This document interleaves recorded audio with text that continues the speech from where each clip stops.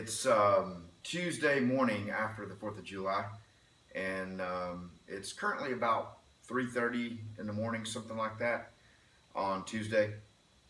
So bringing you another Shop Life video here from the Old Barn Homestead. And my name is Gary, for those of you that don't know. Pretty sure everybody knows my name, but I like to keep saying it just because there's new people coming along all the time.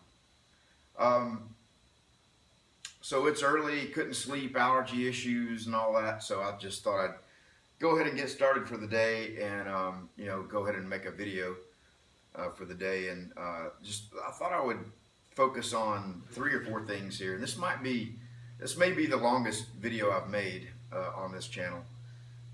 So if you don't want to hear me ramble about stuff, then you might want to not watch this one.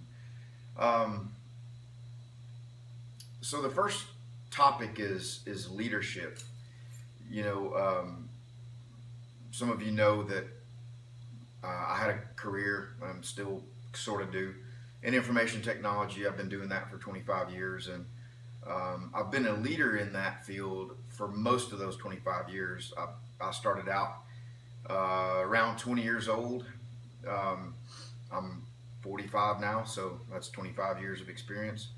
And I was probably a manager by the time I was 22, somewhere 23 in that range, managing, supervising multiple people, people that were twice my age and even older than that. And I've always been in a management and leadership position pretty much my whole career, a very hands-on technical leadership roles.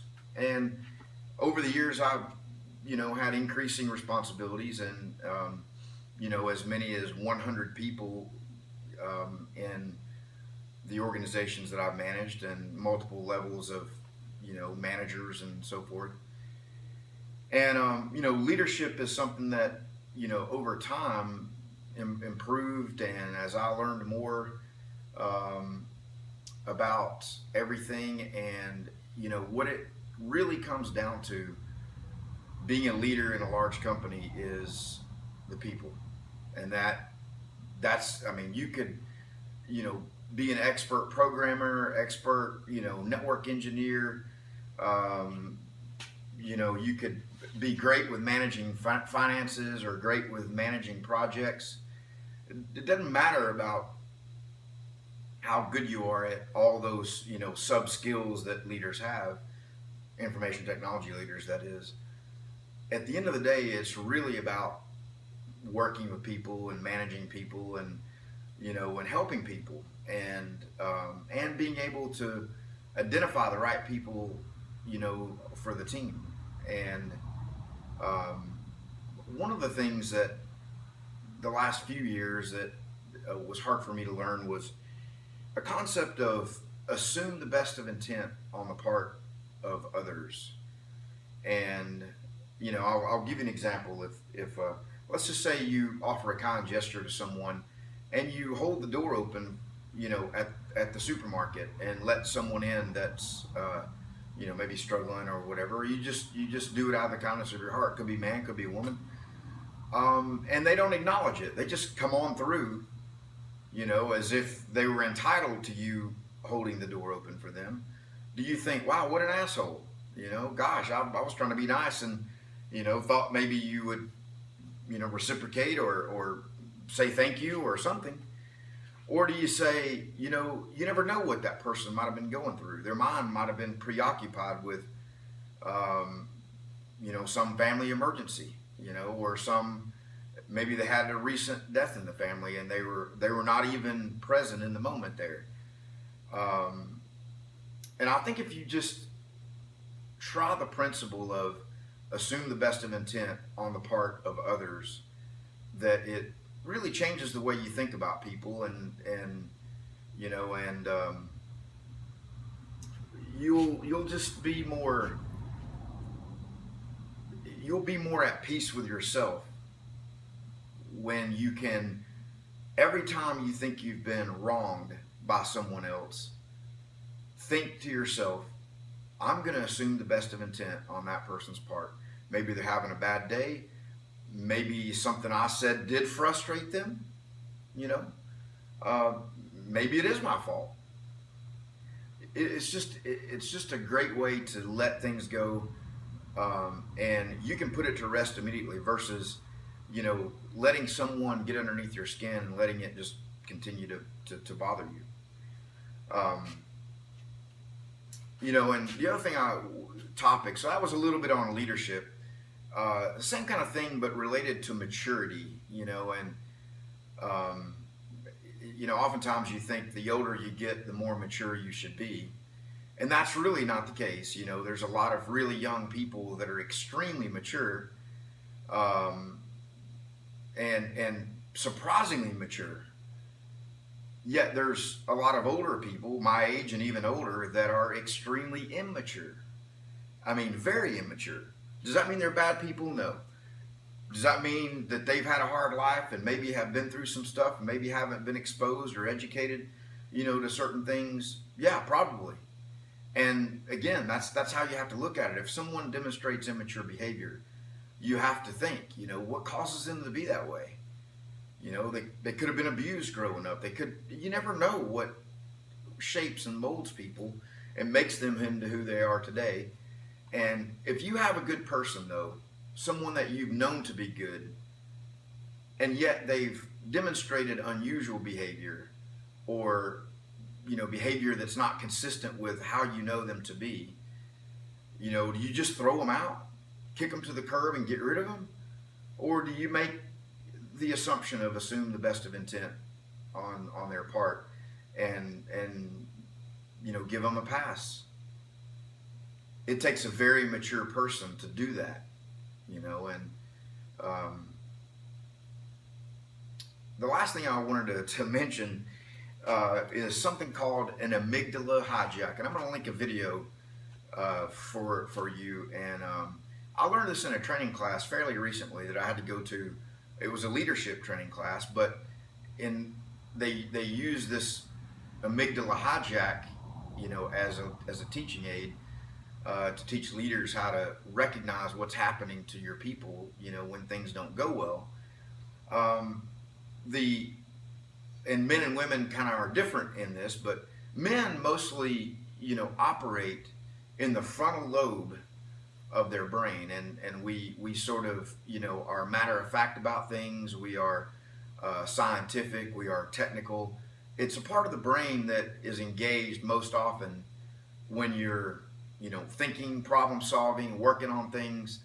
That's why you see people when they're like really studying over something, they're rubbing their head, right? They're really trying to figure something out. Well, that's the frontal lobe of your brain being activated.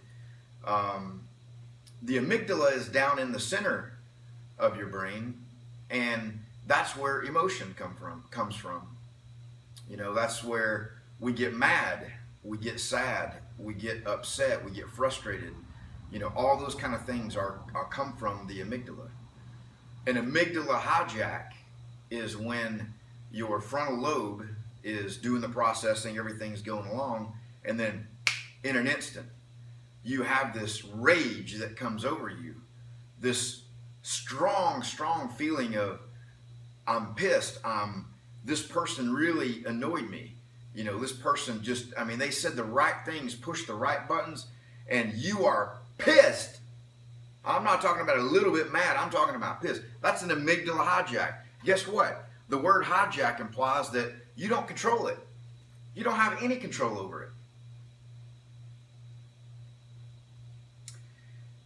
So you might be thinking, Gary, are you trying to teach us something here? Are you trying to tell us all this stuff like all that and we don't? No. You might say, well, you've demonstrated some of it. Yeah, absolutely. Absolutely I have. I'm a work in progress.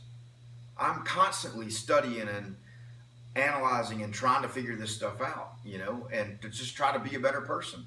Try to handle the difficulties of life better. Try to work with people better. If you're going to be a business owner, you're going to work with all kinds of people out there. You're going to have customers that you're not happy with, but you need to eat and you need to make a living, so you got to learn how to work with all kinds of people and certainly know how to manage your emotion and recognize when an amygdala hijack is happening so that you can put parameters around it and kind of try to get out in front of it. So anyway, I just wanted to share those things with you. And I think the last couple of days here, there's been opportunity for leadership, maturity, and being able to manage the emotion around the way we react to things, demonstrated on the part of a lot of people. You know, and I'm not being critical of anyone. I'm the last person to say anything critical about anyone. And even though I sort of received a personal attack, hey, you know what? The guy just, you know, maybe I annoy him, you know, maybe I get on his nerves. Let's just face it. Some people just annoy you. You know, it doesn't mean they're a bad person, doesn't mean they're right or wrong. It's just something about them annoys you. I have people on YouTube, I watch every video they make because they're good people and they do good work, but it's something about the way they talk or look or whatever that it definitely annoys me. And I am not blind to the fact that my style and way of doing things might annoy many people out there. Many people that watch the video anyway because they're interested in the content. And that's why at times I don't even say anything in videos. I went for a long time making a complete videos without saying a word, you know, mostly because I was worried about offending people and annoying people. And I figured if I didn't say anything and just worked, I mean, how could that annoy anybody? So, you know, there's a guy on YouTube that very successful, has 700,000 subscribers, and I watched every video he produces. But he annoys me. You know, I mean, he just